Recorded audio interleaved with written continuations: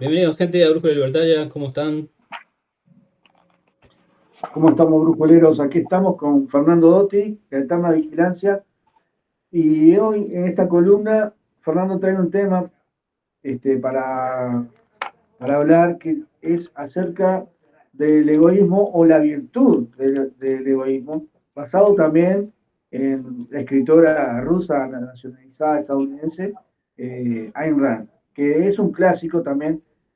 Aquellos que han leído La Rebelión del Atlas, esta escritora también escribió este libro, recomendable, pero Fernando le va a dar un enfoque un poco diferente. Fernando. Pablo, Nando, un gusto saludarlos como siempre. Vamos a andar por estos lados, ¿sí? Y sobre todo explicar por qué el individualismo, en definitiva, tiene una muy mala prensa. Y vamos a hacer el análisis comparando un poco, bueno, cómo desde la izquierda se ha hecho creer que esa es la explicación de todos nuestros males, ¿no? Incluso con una visión histórica, mercantilista, que se basa, tiene mucho que ver con el libro de Galeano de las venas abiertas de América Latina, ¿no? En donde este, se han instalado ideas que están como preconcebidas, instaladas en nuestra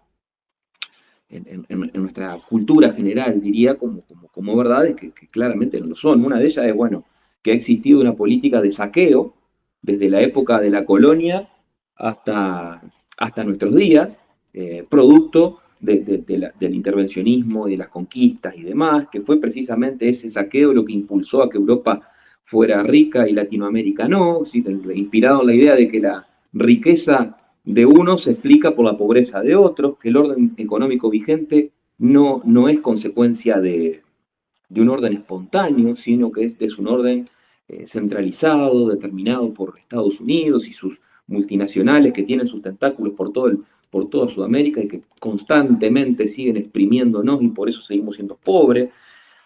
Y el absurdo final, la frutilla del postre, ¿no? Es la única forma de salir de todo este entramado de explotación histórica es a través de la violencia, de la lucha armada, ¿no? Bueno, esos disparates mayúsculos, ¿no? Pero bueno, veamos, primero, el egoísmo como punto de partida, ¿no? ¿Qué es en definitiva el egoísmo? Eh, es en definitiva preocuparse por el interés de cada uno, ¿no? Voy al libro de Ayn Rand, La virtud del egoísmo, que realmente se los recomiendo a los amigos grupuleros que les interese el tema, porque es un libro que está muy bueno. Eh, y pongo este ejemplo, que lo cita Ayn Rand en el libro. Dice, bueno, si realmente el egoísmo entonces es algo malo, ¿cuál es la contrapartida? El altruismo, ¿no? Es decir, sacrificarme por los demás, ¿no? Si el altruismo es una virtud y el egoísmo no lo es, veamos este ejemplo. Supongamos una persona, un hombre tiene a su esposa gravemente enferma y tiene que gastar, no sé, la plata que no tiene, yo que sé, pónganle $100.000 para un tratamiento que le asegure curarse. Ahora, si realmente el egoísmo no es una virtud y el altruismo sí lo es, ese hombre lo que tendría que hacer es dejar morir a su señora y esa misma plata destinarla a distintas mujeres que padezcan patologías similares. Eso sería el altruismo. ¿Por qué en definitiva hasta en cuestiones nobles, espirituales, como es el amor, uno termina actuando basado en su propio interés? Y bueno, en ese caso, ¿por qué lo haces? Bueno, obviamente le salvás la vida a tu mujer en el ejemplo, pero lo haces porque no podrías concebir la vida sin ella. En definitiva, siempre en el fondo, hasta las cuestiones más espirituales, todos nos movemos actuando en nuestros propios intereses. Es curioso cómo, porque nunca está explicado eso en la literatura socialista, cómo se pasa de un orden en el cual, bueno, el ser humano, como por arte de magia, haciendo un clic, un chasquido de los dedos, pasa a concebir y a transformarse en el hombre nuevo para solidarizarse en pos de los demás y sacrificar sus derechos individuales en pos del colectivo. Bueno, así no funcionan las sociedades. Así no funciona el ser humano y cuando se ha querido establecer este tipo de sistema ha sido un rotundo fracaso, porque bueno, ¿quién define esos valores? ¿No? ¿Quién define qué bienes y servicios deben ser producidos? ¿Cómo? ¿No? ¿Cómo hacemos para coordinar millones de personas que están desperdigadas por el globo terráqueo para que puedan confluir en los intereses de la gente. ¿Qué y quién define cómo deben ser distribuidos esos bienes que se producen, esos servicios? ¿Cómo resuelve, en definitiva, el socialismo el problema del conocimiento y el problema de los incentivos para generar producción y generar bienestar material? El sistema capitalista, la expresión económica del liberalismo, en definitiva, y esto viene dado desde Adam Smith hasta nuestros días, parte de la base que cada uno, actuando, persiguiendo su propio interés, además de beneficiarse, beneficia, aún sin proponérselo, aún no queriendo hacerlo, beneficia a no es por la benevolencia del panadero o del cervecero que tenemos el pan y la cerveza en nuestra mesa, sino que eso sucede persiguiendo su propio interés. El problema de esta concepción que está impregnada en nuestros países, que es socialismo puro y duro, es que es una concepción mercantilista. Se quedaron en el siglo XVII, XVI, ¿no? Entonces dice, ¿qué es entender esto como una concepción mercantilista? Y bueno, la riqueza de uno se explica por la pobreza de otro. La riqueza es un juego de suma cero, donde uno gana lo que el otro pierde. En el ejemplo del panadero, en esa concepción de la izquierda, ese propietario de la panadería, que además, dicho sea de paso, seguramente es un explotador de sus trabajadores, ¿no? En esa lógica, ¿no? Lo que va a decir, él se enriquece porque recibe el dinero y el otro se empobrece, sin advertir que hay un intercambio voluntario en donde cada uno recibe lo que necesita. El panadero el dinero, que termina siendo un medio de intercambio para adquirir otros bienes que necesita, y el consumidor recibe el pan que necesita. Entonces, persiguiendo el propio interés, decía, me beneficio y beneficio a los demás, ¿no? ¿Por qué? Bueno, porque en el sistema de libre mercado, y esto es lo que se conoce como la cooperación social, en definitiva, hay millones de intereses que están interconectados, pero en forma descoordinada de alguna manera, ¿no? Es como, en términos futbolísticos sería, es la naranja mecánica del 74, ¿no? De Holanda, es decir, la organización desorganizada, ¿no? Es como andar en bicicleta, uno anda en bicicleta y se despliegan un montón de leyes físicas, biológicas, químicas, y uno no las puede explicar, simplemente anda en bicicleta. Pero decía que aún persiguiendo su propio interés, se beneficia a los demás, aun cuando ni siquiera quiere hacerlo. ¿Por qué? Y bueno, vía el aumento de las tasas de capitalización, a la medida que el ejemplo ese panadero crezca, va a aumentar su capital, eso le va a permitir aumentar su productividad y eso va a redundar en beneficio de la sociedad toda, puesto que va a haber más trabajo, producto de que aumentó su capital y generó mayor inversión, y eso va a generar aumento de la productividad y va a generar un aumento en el nivel de los salarios. Entonces, sin quererlo, ayuda a los demás persiguiendo su propio interés.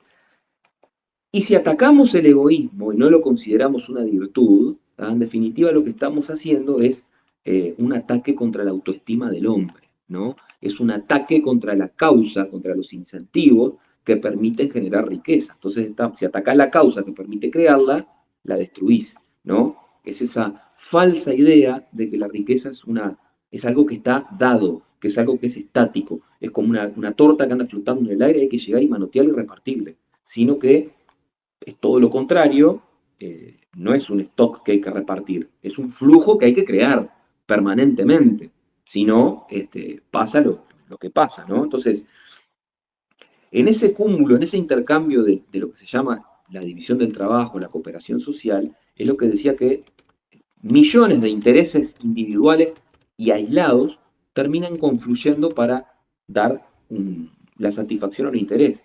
Hay una obra de Leonard Reed que habla del nadie sabe realmente cómo producir un lápiz, ¿no?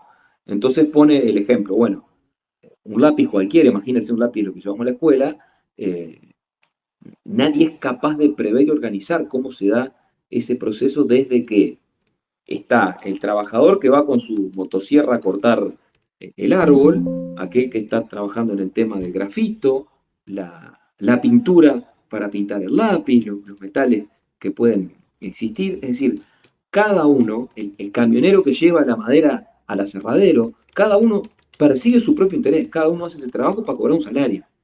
Y ahí se termina su actividad. Ahora, la coordinación social, la cooperación social permite que esas actividades individuales, aisladas, terminen confluyendo para que nuestros niños en la escuela puedan tener su lápiz en la mano. Porque aparte, por ejemplo, en el caso del camionero que lleva está muy bueno, estás poniendo ahí el ejemplo que pone también, lo cita ¿cómo es? El gran Milton Friedman, ¿no? Que está muy bueno, está en YouTube, se lo recomiendo a la gente que no lo haya visto, ¿no? Que pone precisamente este ejemplo. Por aparte, imagínense el camionero que lleva la madera al aserradero. ¿Qué está pensando? ¿Que esto va a ser para construir una casa? ¿Va a ser para construir un lápiz? ¿Para qué va a ser? No lo sabe. Él va por su salario. Bueno, así es como llegamos a ese proceso de coordinación que cómo se establece, ¿no?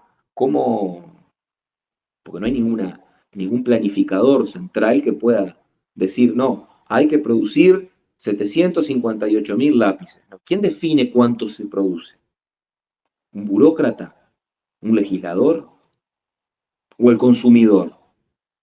Este último es quien lo define porque es el soberano de la economía. Bueno, ¿cómo se genera toda esa coordinación? ¿Y cómo se define cuánto se produce en el ejemplo de los lápices? Y bueno, va a estar determinado por el sistema de precios. Esa es la clave, ¿no? Que no tiene nada que ver con todas las estupideces que hablé al principio, ¿no? De la cita de los postulados de las venas abiertas de América Latina, ¿no? Es decir, tiene que ver con el sistema de precios. ¿Qué es el sistema de precios? Es un gran tablero de señales donde se van prendiendo luces en función de las preferencias de la gente que va indicando ese tablero de señales qué es lo que conviene producir. Por ejemplo, pensemos cuando vino la pandemia con el tema del alcohol en gel, ¿no? ¿Qué es lo que proponía la izquierda? Control de precios. Bueno, ya sabemos cómo termina esa película, creo que está suficientemente debatido, ¿no? Pero además de eso, ¿no? Había algunos que se indignaban porque el precio se había disparado. Entonces por eso pedían el control, precisamente, ¿no? Mirá, no puede ser que un frasquito de alcohol en gel valga lo que vale, ¿no? Ahora, ¿cuánto duró ese proceso de que el alcohol valía 3 veces, 4 veces más de lo que salía habitualmente en las góndolas? ¿Cuánto duró eso? 10 días, 15 días. El tablero de señales que marcaba, que indicaba el sistema de precio, es que lo que había que hacer era producir más de aquello que más se necesitaba. Y eso es lo que se encarga de regular el precio y volver a la normalidad a los poquitos días de que surgió esa necesidad. No es necesario que intervenga alguien, un gobernante, un burócrata, diciendo qué es lo que hay que hacer. Este proceso lo que va a llevar naturalmente es el sistema de ganancias y pérdidas, ¿no? Es decir, quien dé en la tecla con las preferencias del soberano, del consumidor, la gente, el mercado, ¿no? Porque el mercado no es un Dios cruel que define quién es demócrata y quién no es un Dios cruel que está sentado en Washington, no es un Dios cruel que si se levanta enojado nos hace morir de hambre. No, el mercado es la gente, somos nosotros, es Nando, es Pablo, soy yo, es usted el que nos está escuchando del otro lado de la compu o del celular. En definitiva, quien da, entonces decía, con las preferencias de la gente del mercado, va a tener el premio correlativo que es hacer plata y hacer mucha plata. Porque si hay una finalidad que tiene cualquier empresario en la economía libre, es ganar plata, ¿no? Es lo más sano que puede hacer, es la única responsabilidad social empresarial que puede tener. Es hacer plata, ser exitoso, siempre y cuando no se valga de prebendas, de protecciones arancelarias o de beneficios fiscales, porque eso termina siendo un atraco frente a los que tienen que afrontar ese costo. Y si no da con la tecla, también va a ser lo justo, ¿ah? Que incurra en quebrantos, en pérdida, que quiebre y que se funda. Y no va a estar bien que intervengan los políticos, los legisladores, dando subsidios, seguros de paro especiales, ¿no? Extensión de seguros de paro, es decir, porque termina siendo, en esos casos, cuando hay malos proyectos de inversión, es pasar las arandas, ¿no? Es decir, tienen que caer con la misma celeridad con la que tienen que ser exitosos y ascender si les va bien y dieron con la preferencia de la gente. Esto en un contexto además de economía libre y de competencia y no de monopolios, ¿no? Porque ahí viene el otro tema, ¿no? La crítica de siempre. Bueno, lo que pasa que el capitalismo genera monopolios, ¿no?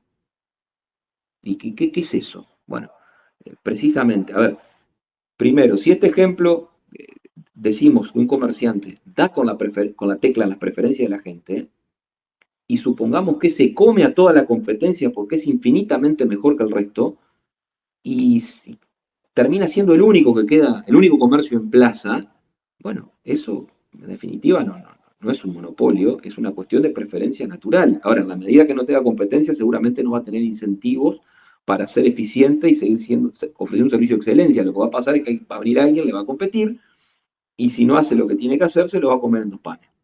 El problema de los monopolios es el Estado, porque los monopolios se establecen por ley, por acto legislativo, ¿no?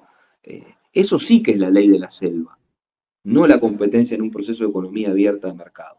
Ley de la selva es ANCAP, ¿no? Que como decía Guillermo Sicardi, no da ganancias cuando gana, porque además, a pesar del monopolio, también pierde, ¿no? Da robancias, ¿no? Pues termina siendo un asalto a mano armada. Eso sí que es un monopolio, es malsano y es ley de la selva. Es la ley de la imposición del más fuerte.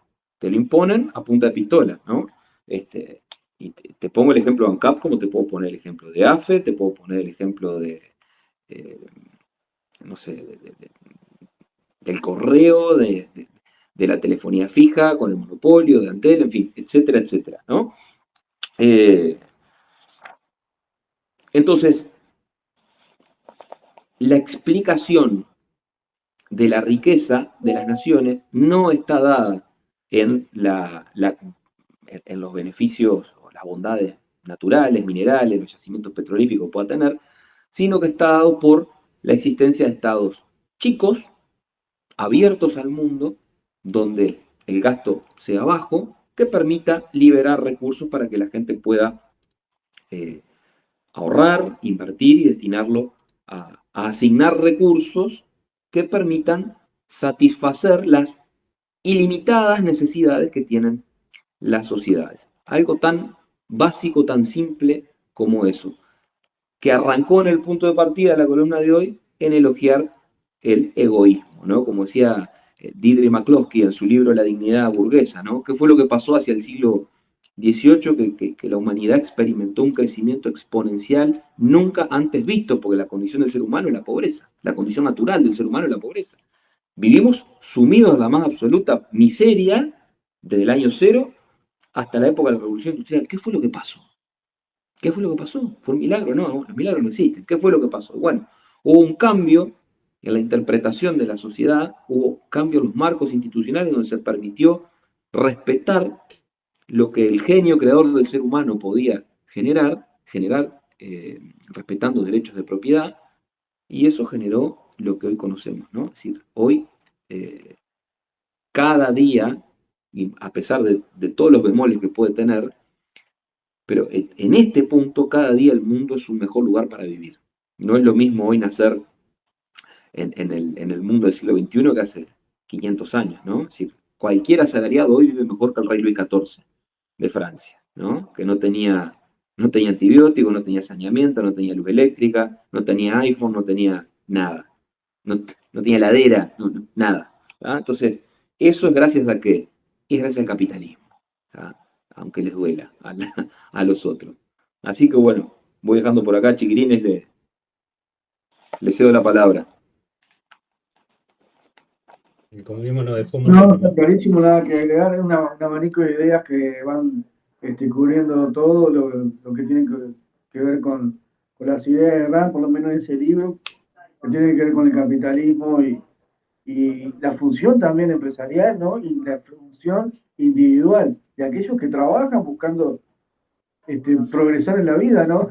Que bien, es una cosa básica que lamentablemente ciertas ideologías han tratado bien, como decías tú, de que se vea como algo egoísta. Como decía Max Sowell, Max Sowell y Thomas Sowell. Thomas Sowell. Thomas Sowell. Ahí está. Siempre me confundo del nombre. Y nunca voy a entender por qué es egoísta quedarse con lo que uno gana y no es egoísta quedarse con el dinero que gana de otro, ¿no? Es bien claro ese tema, pero lamentablemente parece que no, la gente no lo ve así. Lo que pasa creo que también que hay un tema de envidia, lamentablemente, ven un tipo que tiene, mirá lo que vi hoy, creo que sí va a ser viral, un tipo que vende carne asada, chorizo y todo eso en la vereda. Tiene 2 medios tanques y paró un tipo en una 4x4, ¿viste? Y resulta que el tipo mandó un mensaje ahí, dice, no, al hombre de la 4x4, que no se enoje, no te enojes, hermano. Dice, yo le vendo chorizo al que yo quiera. Yo ya dije, gente con 4x4 no le vendo ni chorizo, ni asado, ni nada. Dice, yo a algunos lugares no voy o no puedo entrar, así que mi regla es esta, no le vendo a nadie que tenga una 4x4. Hacía eso. ¿Y qué es eso? ¿Entiendes eso? Porque tiene una 4x4, no te vendo chorizo al pan. Eso El es tipo que lo paró fue re humilde, técnicamente un negocio a punto de colapsar, se y llama vos se eso. lo vendés. De todos modos, Pablo tiene derecho a hacerlo, ojo, el que se perjudica es No, él. yo sé que sí, yo Este, sé que sí. pero Pero el sí, hecho sí, es que porque entiendo el tiene punto. una 4x4, ¿me Sí, sí, entiendes? Es A un ver, tema eso de envidia. sí, es un Estoy tema totalmente. de totalmente de envidia. acuerdo, nadie lo debe obligar. Es un tema de Pero envidia el que hecho era porque tiene fundamenta una 4x4. el Es odio al que estúpida. tiene. Es eso, básicamente. El odio al que Sí, sí. tiene en Bueno, base a... no, perdona, Nando, seguí. No, que dice el odio al que tiene en base a un sentimiento o una emoción muy básica, primitiva, que es la envidia. Y así se explica en gran parte por qué los colectivistas en sí tienden a tener esta idea de odio hacia el que tiene. Y el problema es que el que tiene es porque emprende, ¿no? Porque el que genera dinero, vos pones un carrito de chorizo, le vendés a todo el mundo, no solo a los que tienen, a los que no tienen 4x4, y obtenés dinero. Entonces terminan estando en contra de las personas que avanzan la sociedad. Los verdaderos Ahora, empresarios, no los empresarios. y el del carrito, ¿por qué trabaja? Para hacer dinero, ¿no? O trabaja para brindarle un servicio a la comunidad gratuito de asistencia No, choricística. Por no, favor. Es el que le que vende el carbón, el que le vende la carne, el que le vende los chorizos, el que lo produce no tiene 4x4. Eso es una cosa Ahora, el ridícula. que hace dinero es yo eso. siempre, el socialismo, más allá que es un sistema probadamente fracasado, ¿no? Son la cara del fracaso empírico. Ahora, desde el punto de vista discursivo, es un saqueo absolutamente exitoso, ¿no? ¿Y qué nombre le han puesto a esa envidia? Justicia social le pusieron. Mira qué lindo que suena. ¿Quién va a estar en contra de algo que es justo y que encima es social? ¿No? Entonces, con ese verso, Son los con ese reyes del cuento marketing. chino, ¿eh? Son los reyes del marketing. Interrupción voluntaria del embarazo en vez de aborto. Personas Un fenómeno. privadas de libertad en vez de presos. ¿Entendés? Bueno, Oficiales políticos. consolidación fiscal, cuando Consolidación. nos ensartaron con el IRPF, que es un consolador fiscal más que consolidación, ¿no? Exacto. Son los reyes del marketing. ¿Eh? Bueno, el Pero bueno, comunismo contra el nazismo. Vamos arriba. son primos hermanos, y Son sin primos embargo se hermanos. venden Exacto. como la antítesis. Pero bueno. Son excelentes en el marketing. Yo iba a comentar algo nomás sobre el individualismo y sobre el egoísmo en sí, que solo el acto de existir como individuo es una acción egoísta. Porque el hecho de comer y subsistir y existir como un individuo separado de una conciencia, imaginemos que sea colectiva, es un acto de egoísmo. O al no brindar tu vida o tu acción o tu labor a todos los demás, es en sí un acto de... O sea, el no hacerlo ya es un acto de egoísmo. Todo el mundo es egoísta. Nadie se levanta todas las mañanas y le da todo su dinero o toda la comida que podría comer o todo el techo que tiene sobre su cabeza a los demás. Ni los pobres, ni los ricos, ni nadie. Ni Mujica siquiera. ¿Tá? Porque él tiene su casa y tiene su comida.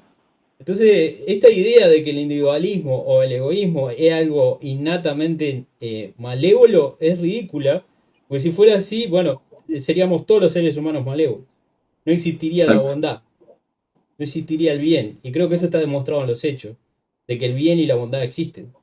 Entonces, el argumento de que el egoísmo es algo innatamente negativo y por lo tanto no es una virtud, se cae sobre su propio peso. Te complemento, Nando, con una frase del libro de Ayn Rand, ¿no? Es decir, el ser humano es un fin en sí mismo, no un medio sacrificable para los demás. Claro. Es así, se reduce a eso. Sí, tal cual. En todo caso se puede ver como la especie, que la especie tiene la obligación biológica de propagarse. Pero es una obligación biológica de la especie, no del individuo, y el contexto moral y filosófico, incluso si querés espiritual, se le da, nos auto-otorgamos dado nuestro nivel de intelecto. Pero no tiene nada que ver con el orden natural de las cosas. Exactamente.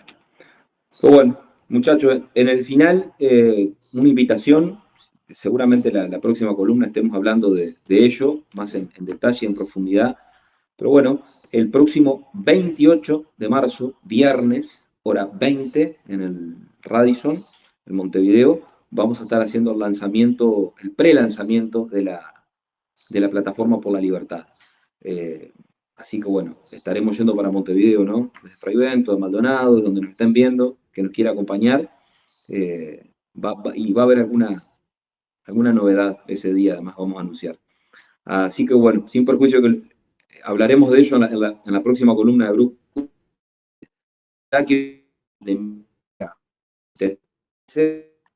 Los esperamos por allá.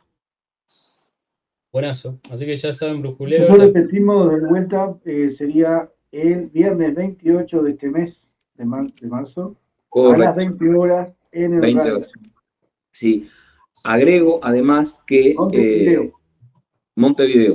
Lo hacemos un viernes porque, entre otras cosas, esta caripela es del interior y la idea es que puede ir gente del interior, producto de lo que lo vamos a hablar en la próxima columna, ¿no? Hay un fuerte componente de federalismo que inspira a la plataforma, para que, bueno, al otro día hay que laburar. Bueno, los sábados mucha gente labura, pero hay mucha gente que no. Entonces, que por lo menos sea un viernes para que la gente del interior pueda ir y no esté con esa locura. Me tengo que volver al otro día, el bondi, laburar y ando mal dormido. Bueno, se contempló especialmente eso. Así que, bueno, vamos a ver qué nos depara, pero en principio, viernes 28, hora 20, el Hotel Radisson, los esperamos a todos. Bueno, Brújula va a estar ahí. De alguna manera u otra vamos a estar ahí. Vamos arriba. Muchachos, muchas gracias. Gracias, Fernando. Gracias a ti, Fernando. Nos estamos viendo. Les mando un abrazo grande. Chao, brujuleros. Chao, Brújula. Chao.